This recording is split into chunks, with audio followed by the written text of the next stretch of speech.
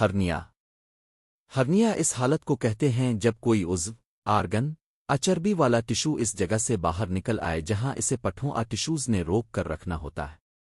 مثال کے طور پر آنتوں کا کچھ حصہ پیٹ کی دیوار میں کمزور حصے سے باہر نکل آتا ہے۔ ہرنیا زیادہ تر پیٹ میں ہوتا ہے، لیکن یہ اوپری راناف، امبلیکس اور انگل، گروئن کے علاقے میں بھی ہو سکتا ہے۔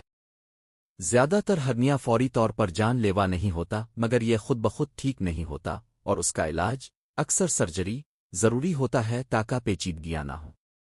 ہرنیا دراصل پیٹ کے اندرونی حصے پیروٹونیم کی ایک تھیلی ہوتی ہے۔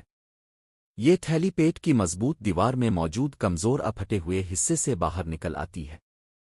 ہرنیا کی قسم اس کی جگہ کے حساب سے بتائی جاتی ہے، جیسے انگونل انگل کا ہرنیا، امبلیکل ناف کا ہرنیا، ہائٹل میدے کا اوپری حصہ، انسٹنل سرجری کے زخم والی جگہ کا ہرنیا۔ انگونل ہرنیا انگونل ہرنیا سب سے عام قسم کا ہرنیا ہے اور یہ تمام ہرنیاز میں تقریباً 70% بنتا ہے۔ اس میں آنتوں کا کچھ حصہ پیٹ کی نچلی دیوار کے کمزور پھٹے ہوئے حصے سے باہر نکل آتا ہے۔